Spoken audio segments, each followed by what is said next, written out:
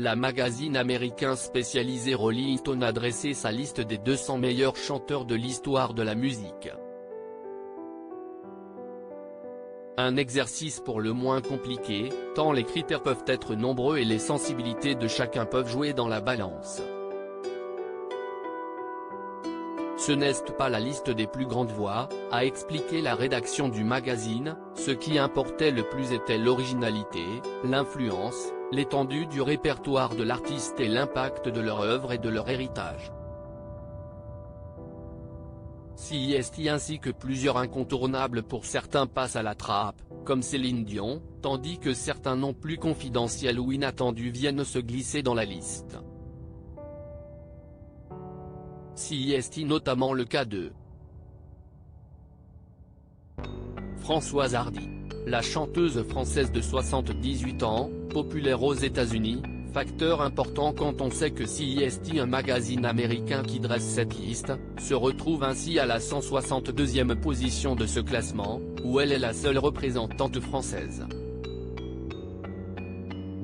Interrogée par nos confrères de RTL, elle a donné ses impressions sur cette mention honorifique. Elle se dit notamment stupéfaite au plus haut point de cette place dans ce classement. Bien sûr que cela me touche et me fait plaisir, quand bien même je ne mérite pas tout à fait d'être dans ce classement, développe celle qui souffre de problèmes incurables et dont la santé continue d'inquiéter. CIST tout de même anormal que de bien meilleures chanteuses que moi comme par exemple Édith Piaf qui a composé La vie en rose, n'y figure pas.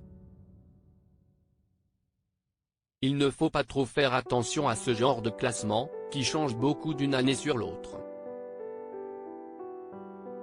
CIST assez incompréhensible mais très flatteur. Je ne résisterai pas à la tentation de me vanter. Je plaisante, poursuit l'interprète de tous les garçons et les filles. CIST important pour moi dans la mesure où le point de départ est probablement une belle chanson All Over the World dont je reste fier car je l'ai en effet écrite et composée.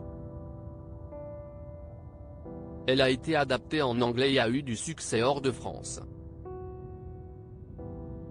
Mais avant moi, il y a eu, entre autres, Barbara, une immense artiste auteur-compositeur hélas peu connue à l'étranger, puis, à partir de 1972, Véronique Sanson, très grande chanteuse qui a écrit de magnifiques chansons qu'elle a toujours composées et écrites.